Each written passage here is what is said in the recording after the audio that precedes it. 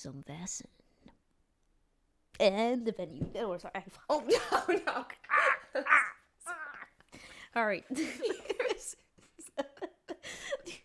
It's so bad. You hit it so immediately on the table. We moved the table. It's hard to... We didn't... This is such a bad idea. Oh, Yeah. right. Let's talk about the elephant in the room. Let's talk about the room. Yeah, the elephant. why I don't know why I did this. We're trying... We had a production meeting today. Yeah. Just about... Formal. Very formal. Very formal, over coffee, over some fika. And cappuccino. But we had a meeting about just the way that we're filming stuff, trying to figure out the best practices so we don't lose our minds. Yep. Because we've talked about it before, all of this is pretty much on Ellie. Trying to figure out the tech side of stuff to make it work smoothly so that when we start, there's no problems. Yeah. Everything flows. And we're also filming in Ellie's home where she lives and has 2 kids. As you can see in Sydney's backdrop. We're trying to pay no mind to the child toys. Or the dead plant in my corner. Yours looks great. Well, your fiddle leaf is holding on for dear life. I don't know what happened. I left it over Christmas. They're finicky. It'll come back. You think? They're so finicky. As long as it doesn't have root rot, if it didn't get overwatered. Oh, it 100% got overwatered. I left it with my neighbors. But then you might want to take it out of the pot. Yeah. Okay. Untangle the roots. Yeah. Re-put it in. Oh, I can help you with that. Anywho, we were talking. Yeah. The plan is not to film this way. But the plan is to film on the wall we usually film on, and we're going to make a set wall. Yes. It's in the books. It's in the books. We talked about it a couple of times already, that we're building a wall. Well... It's the same joke every time. Full stop. Building a wall to keep in Ellie. To keep Ellie. I cannot leave. To cage her in. Yeah. But it's gonna look so cool. It's gonna look dope. We're gonna do a BTS of like building it and stuff. And Ellie got these really cute frames from Sweden. Yeah. And I think they are literally from Uppsala, circa 1870 or something. So cool. But we were here to look at the wall and figure out what we want to do. So that's coming up. So pay no mind to our funky little background today. Do you know how to remove a sticker? Yeah, I have. Do you see that it's like? I have a special thing for that. I'll do it. Do you know what 39 kroner? 39 kroner. That's only about $5. Yeah, probably less now because US dollars. It's probably like $2. Wow. 2.5. That's a steal. It is. And I think, and she was just like, oh, what are you doing with these? And I'm like, I have a podcast. Yeah, exactly. And she was like, I don't care anymore about what you're talking about. No, actually I lied and said I'm doing a film shoot. And she said, that gave her the jizz. She got the jizz from your Riz? Yeah. I'll do this later. Exactly. I figured if I had said a podcast, you would have reacted exactly the way. Well, here's the thing. You would have said podcast, and she would have gone, so you, for audio, and you bought a frame? Because whenever I say podcast, when I'm like, we're making a set or something, they're like, for what? And I'm like, it's a video. There's video elements to podcasts now. I know. You're nothing if you don't have video elements to your podcast. Exactly. How else will people know what we look like? I know. How else will I convince you to wear cleavage? I know. So I can sell it on Instagram. Which I don't think I have on a single episode. No, you're always wearing like sweaters up to here, so like a Victorian. Next time I'm gonna come fully wrapped with like a scarf around my head. Oh god. You're never gonna see my tits. This is on the actual episode. What are we talking about? I'm making Alex First I injure my elbow. We should start. We should start. I have a recap actually. Oh. It's been a hot minute before we recorded. Give it to me. Let me take my notes out. Give it to me hot. Yeah, and please, fresh out the kitchen. You should also interject because frankly, I don't even remember everything. No. You got to give me the sexy recap, and I'm just gonna make sure my notes are correct. All right. So Eliza Andrews. That's me. That's Eliza, and I'm Sydney. You have come upon a castle in Sweden. Of all places. A huge, strange, and very mysterious castle. For those of you who don't know, Eliza Andrews, she's from England. I'm from England. So that's why it's a little strange that she has a castle now in Uppsala, Sweden. But she does. And we'll find out why later. Anyway, it got even stranger in this castle as you were discovering the little nooks and crannies when a butler arrived, Algot Frisk. And he offered his services. And you guys talked a little bit. He was able to shed some light on what has happened in this castle. But some of his answers only left you with new questions. Now, before you had time to really process anything, you happened upon a man named Olaf Klint. I think that was his name. I don't think I wrote down his last name. Yeah. I have Olaf though. Yeah. In the adventure, it's actually Olaus, but I'm like, I can't do that. We already have like Algot, Albert. Exactly. There's a lot happening. Couple of names. So Olaf, like the snowman in Frozen. Yes. I did write down Olaf Klint. Good. I'm so good at taking notes. This is amazing. He claims that he's a private investigator, and he's quite charming, quite handsome. He invites you to join a shadow theater at one of the inns in Uppsala called the Witch Cat Inn. And when you get there, things are not as they seem. The owner seems angry, the daughter seems afraid, and things have been going poorly for them. It's like... And the mother is gone. Is missing. The mother is missing. And that's when you realize the house appears to be haunted. This is not your first rodeo with these things. You realize that Olaf is not an ordinary private investigator, but someone who's used to investigate the occult or the invisibles, which is something you've heard a couple of times now. They refer to them as the invisibles. But before you have time to discuss things further with him, the nightmare begins. A strange play, this shadow play, presented by the innkeeper's daughter, Sophia, suddenly turns into a revenge story. The spirit have come out and seem to believe that you and Olaf are responsible for his death, so he attacks you.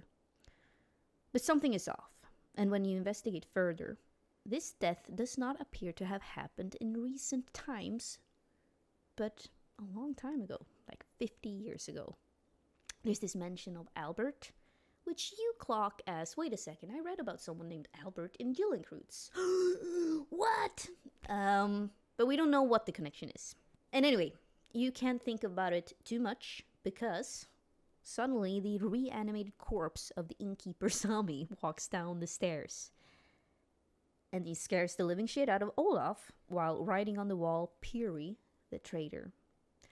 And when I say scaring the shit out of Olaf, he's frozen in fear, and so you have to deal with this yourself. However, it's not like an ongoing combat, and I think that's where we left. Yeah. The combat had sort of ended, and if I remember, Eliza was like using. Eliza's not a fighter, but she was using her empathy, or maybe the investigation logic, but she was trying to talk to which we found out was a revenant, this ghost, this invisible, trying to talk to it to say, like, we'll help you, we'll find out who did this. Yeah. And then it wrote Piri on the wall, and I think, like, that's like right where we ended. Yeah.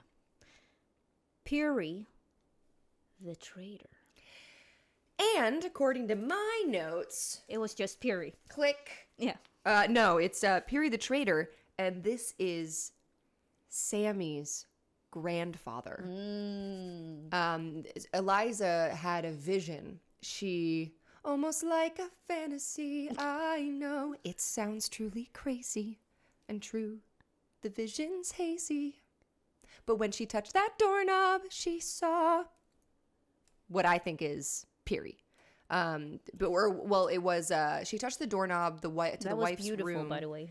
Is that your musical theater background coming in? That's me singing Wicked. I'm sorry. I'm lying. I've never seen. I fooled you all. That wasn't my improv. That was a real song. Never seen it Wicked, so really, yeah. I've seen it on Broadway. It's a good show. I haven't seen the movie yet, so I don't know. Don't crucify me.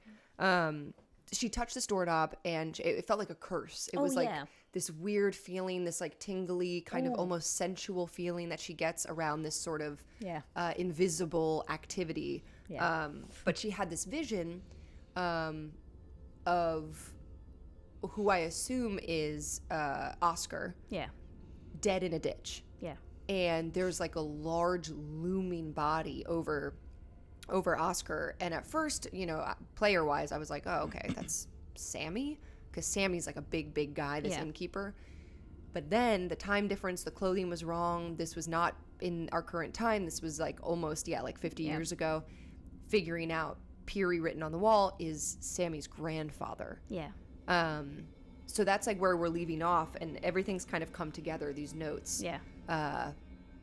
But Eliza is still in the inn. Yeah. And now you're surrounded by, everyone, all the patrons are falling asleep. There's like a weird blue hue in the entire room. Like all the candles are glowing with bluish shade. And, but Olaf comes back to his senses. So at least you have him now. But everyone else is asleep. You don't know where Sophia is. As far as you know, she's still in the attic. Yeah. Maybe she's also dead. But how Sami died, you don't know. You just know that his neck is broken. And you know that revenants can, like, if they can possess a body and kill them, basically, like, forcing them to hang themselves. Like, they can make someone. And they can also, I think, they can cause also, like, physical harm. Well, they can also possess, you know, if they possessed Sophia, she could have stabbed Sammy. Yeah.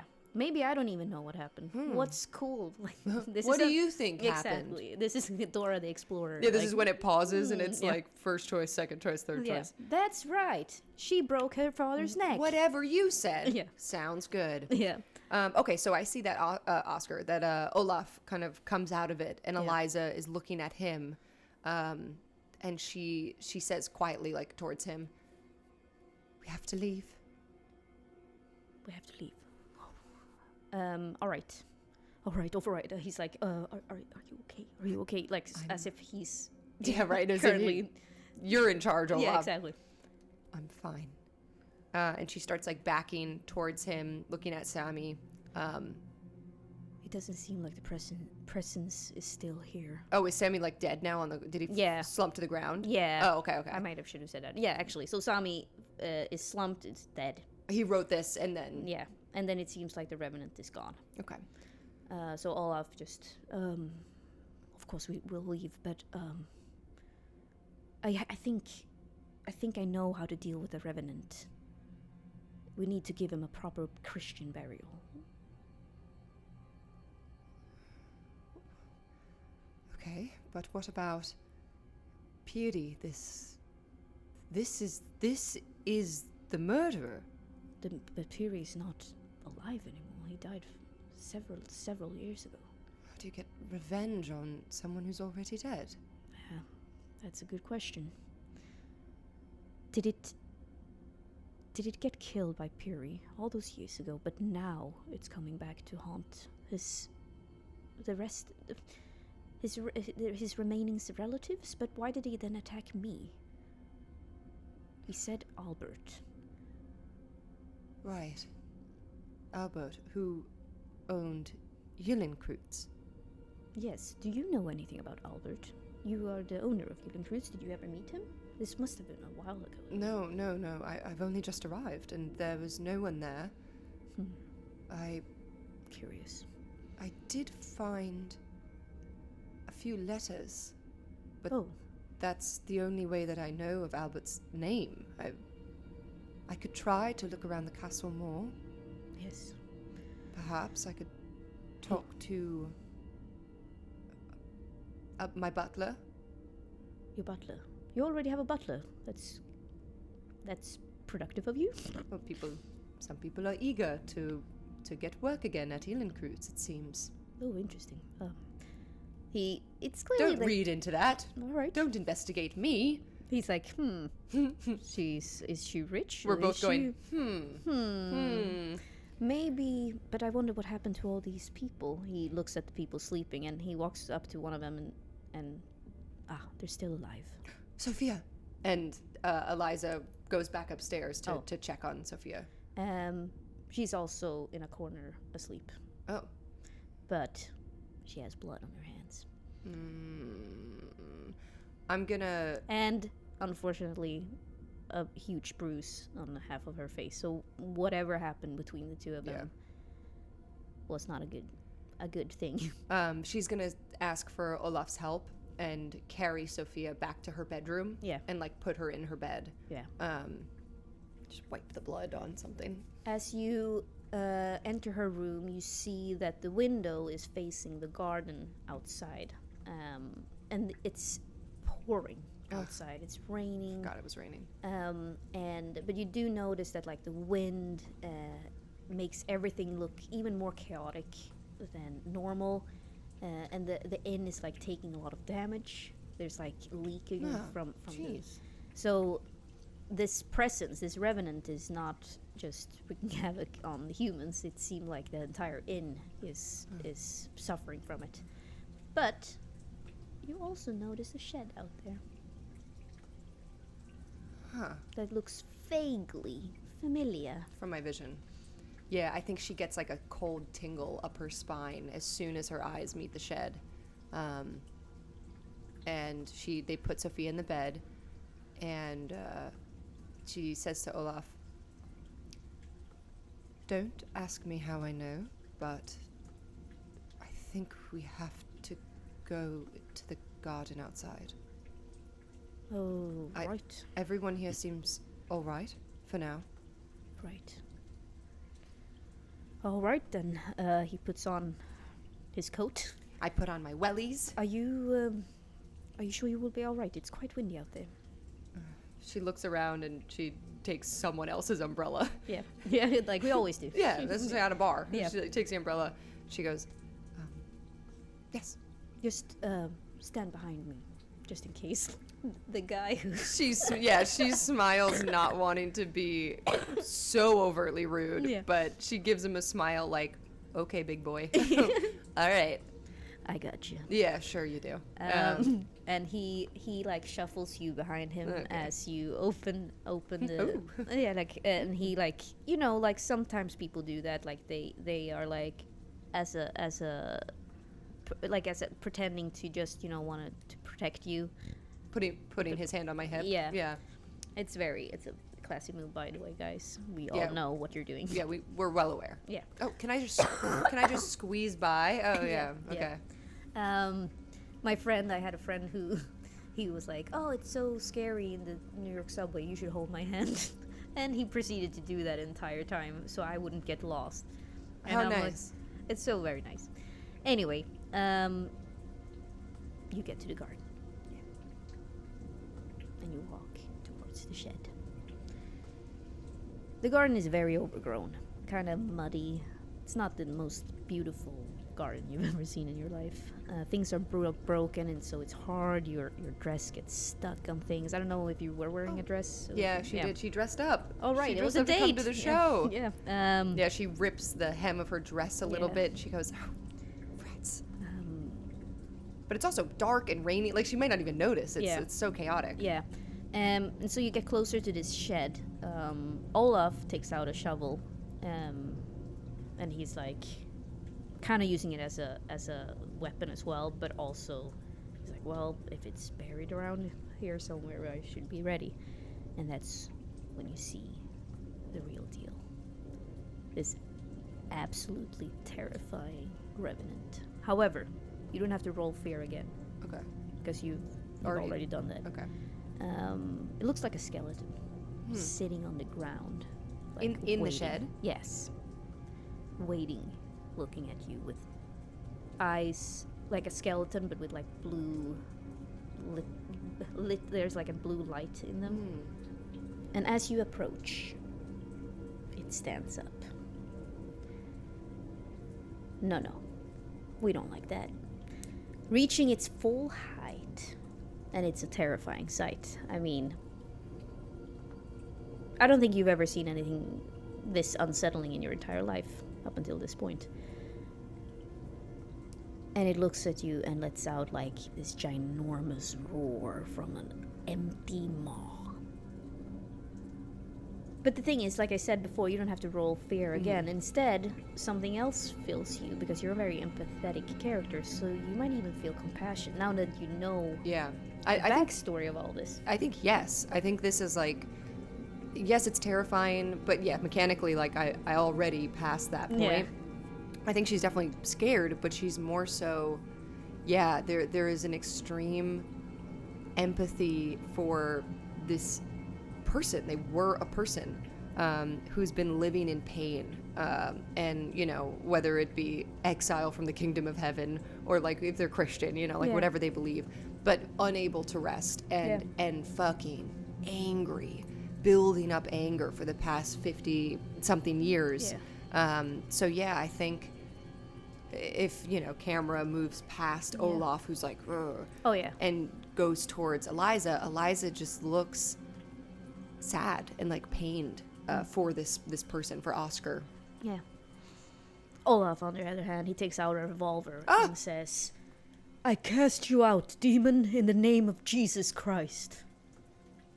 Eliza's not having that. Eliza like touches him on the back. She doesn't want to scare him. Yeah. But she says, don't. Exactly. No! No. He's just like, don't. It's not going to hurt us. it's not going to hurt us. Do you look at this creature? It will not hurt us. Let me try something. All right. And she's going to move next to Olaf. She's not going to move in front of him. She's not that brave. But she's going to look in its little blue pits of eyes. And I'd like to do... You can roll empathy or manipulation or something. Yeah, I think empathy. people- I think empathy. But she's Yeah. going to be like, Oscar, I don't know if you can hear me or if you know your name. Oscar, we've come to take your body and bury it properly. We've come to take it from the shed, but we're going to give you a burial, Oscar. Roll inspiration, actually. Inspiration? Yeah. She's so inspired. Yeah. Oh, wait. Okay, so that's my empathy, 5, 6, 7. Oh, and then I have a... Oh, no. I ignore conditions while making inspiration or manipulation. Never mind. Okay. That seemed like a bad roll. That was such a, like, a slow, sad roll. Okay. Oh. One. Oh, God. Thank God. Ellie was watching that. That was a bunch of bad numbers, but one Yeah. success. It was also, like, rolling slowly. I rolled really weird, and Yeah. one of the dice, like, landed on Flipped, top yeah. of the other die. And it was a 2, and it was just, like, I'm flipping. Bad at rolling. Yeah. No, it... The Revenant listens, and since you crushed the inspiration, it hesitates. It waits for you to do what you said you're gonna do, and Yeah, Eliza, like, reaches back towards Olaf, like, yeah, get the shovel. The shovel. yeah. And Olaf is also mesmerized by you, and seems like okay. He removes the revolver and starts digging. Eventually, you find the body. Olaf takes out. He is wearing like a lot of Christian, and you realize based on these few conversations you've had with him, he seemed quite Christian. And so he mutters something while doing this. He seems still very terrified of what's going on. Baby. But you successfully do a proper Christian burial despite not having a minister there. And Oscar gets his final rest, and you successfully finish the adventure, at least this part of it. Do we see what happened? Like, is the Revenant there as we dig and, like, watches us? Or...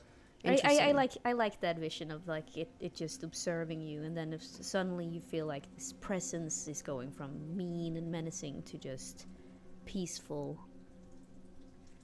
like similar to Lord of the Rings in the end, when you know that just like a dust of wind, it goes away, but it's as if they can finally get their peace and rest. Yeah, she's taking, like, these mental notes about this because she's never dealt with this before. Right. But she has a feeling that this is going to become Her job. her life. Yep. So yeah, she keeps an eye. You know, Olaf is doing the digging, so Yeah. she keeps an eye on it, and then He's like, suddenly, please don't help. yeah, she's like, I can't. My gloves could get dirty. Yeah, he's like, Don't want to be sweaty. the rain stops, Mm. and it seems like everything is brighter. Everyone in the inn wakes up. No one remembers anything. You hear a scream when Sophia discovers her dead father. Oops. And you will probably have to explain that to the authorities and like find a way to get out of this situation. But let's, for the sake of Yeah, the I think adventure, Olaf helps her Yeah. as like a more authoritative, like private investigator. They speak with them. yeah, I have some ideas that maybe this will be for next episode. I'm not No, sure sure, go about headquarters stuff. Oh well, we'll deal with that because you're still hanging out at the inn, like Okay. wrapping up what's going on here. But Sophia, if you want to talk to her a little bit more, she explains that her mother left a while ago to basically find refuge for the two of them. And was supposed to come back, but they got a letter a couple of months ago where she had died in sickbed. Oh, So Sophia is completely alone. However, she inherited the inn and is a lot more open-minded than her father was.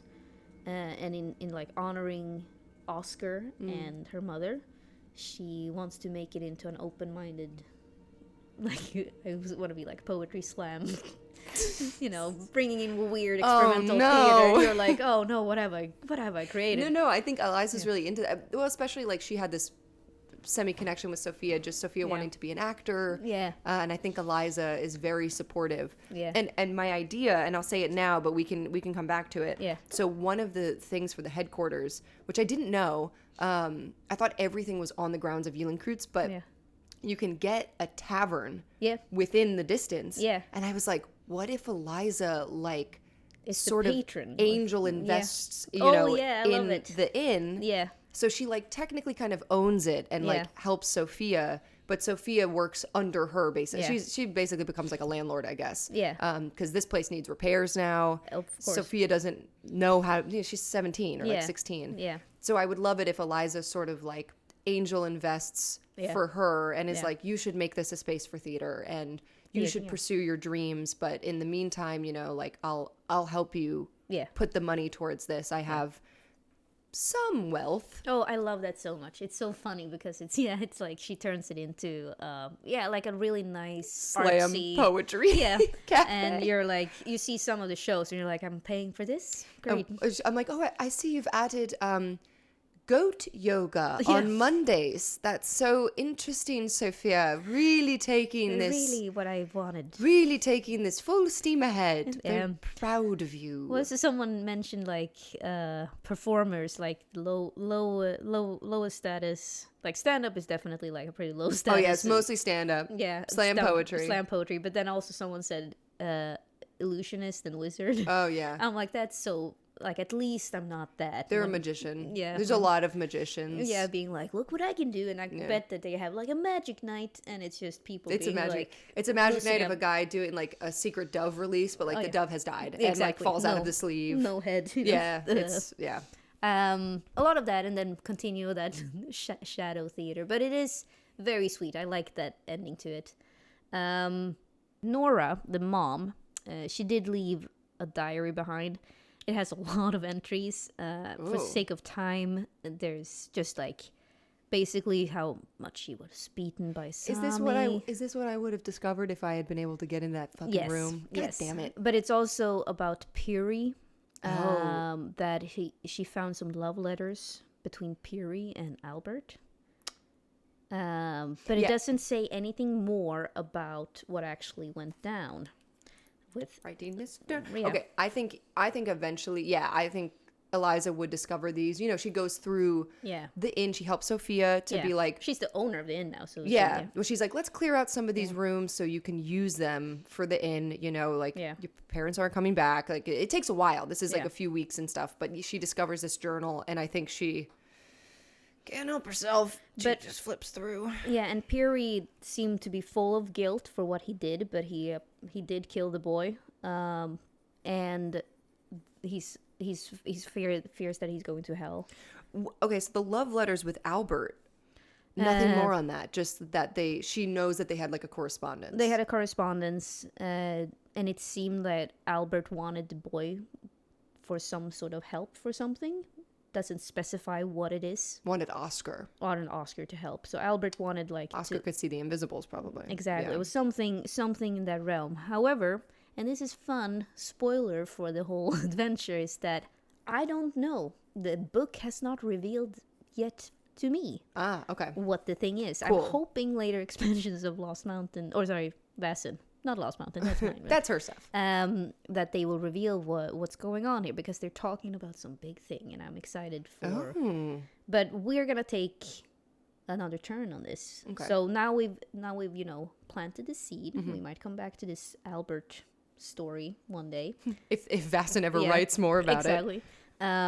But that's so I just don't want you to go down a rabbit hole of like, all right, let's try to really figure out what's happening. I love this though, because it's like a video game, you know, like here's a big quest, but it's like you don't know anything else about it. No one in town knows. The people are dead. Yeah. So it's like there's no way to find that information until you do these side quests or whatever, or like meet somebody else who later on might have a connection. Yeah. But I'm packing that away. Eliza maybe even takes the journal, you know, or something. We can come back to it. It's just like, and she keeps it entries.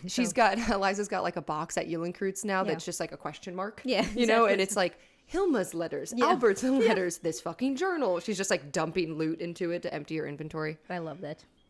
And so the sun rises. Let's say like immediately after everything, all of that will happen. Yeah.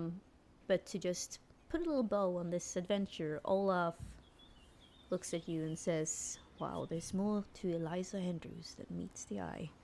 He's very impressed with you. I'm less impressed with him. He's like, okay. Eliza says, and perhaps there's more to Olaf Klint than you let on. Wow. Harsh. Just, you know, the whole private investigator, yet knowing about Invisibles, your peculiar jewelry. What's going on, and why are you in town?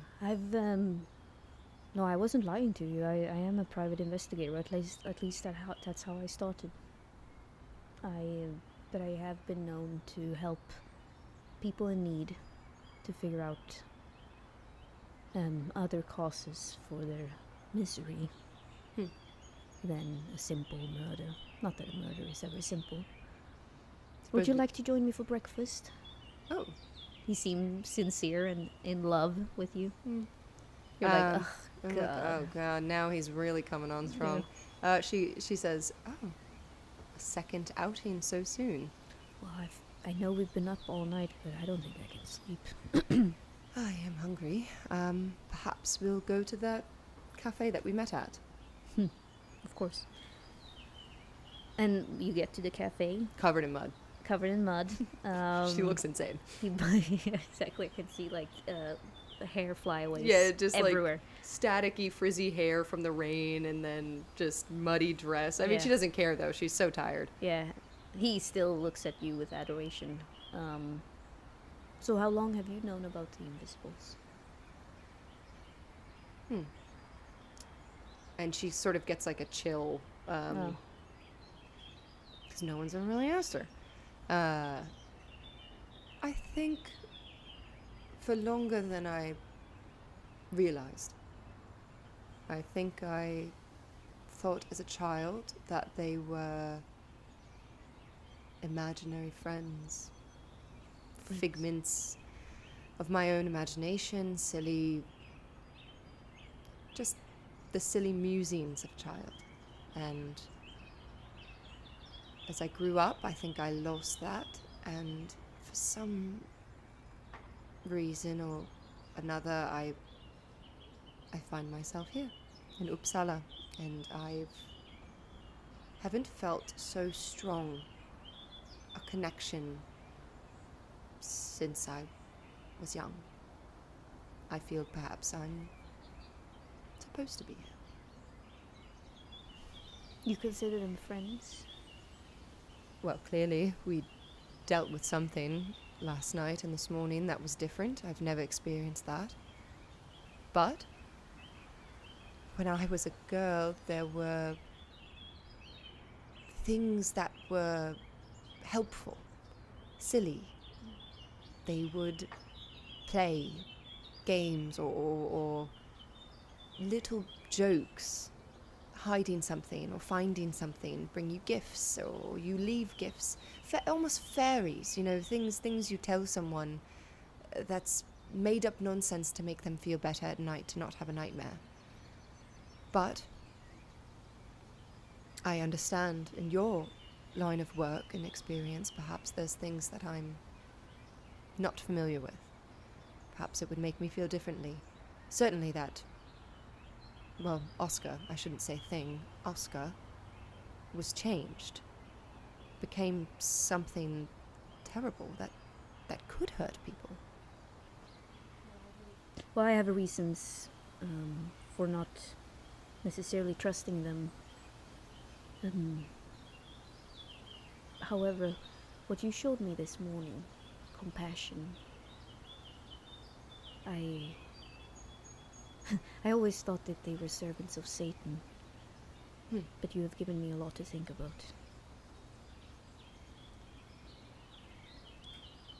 Anyway, it's almost as if he was gonna tell you something more, but then he feels like that would be a little too forward. She also feels like she wants to tell him more, but yeah, they've really just met. Yeah. And she holds her tongue as well, and thinks she needs to know him better, but she also needs to figure out for herself what these invisibles are, because she thinks now, these things that she experienced as a kid and in her young adult life certainly were different. This is there. Clearly, there's many different kinds, which she didn't really think about or know. So she just nods, and then she sees that same waitress who she had talked to before, who was so helpful. Oh yeah, I forget her thing, but she was yeah. Oh yeah, the waitress comes by. Hello. Oh, Eliza looks up. Oh, you're working again. You look like garbage. Thank you. What have you been doing all night? I was outside. It's been a long night. But it was raining outside. I'm aware. Do you think I didn't know that by my appearance? Did you fall in the mud? I did. Wow. Do you have something else to say? No. Have you commented on my dress enough? Well, it's ruined now. You need to course. get a new dress. I have plenty. Could I have a cinnamon bun? Of course. And a coffee. Coming right up. How about you, sir? You know what? I'm just gonna enjoy the view. And that's the end of this episode. Oh, he likes her. Yeah, and the waitress is like, what view? Yeah, she looks like shit. No. Didn't you hear me? Yeah. She looks like garbage.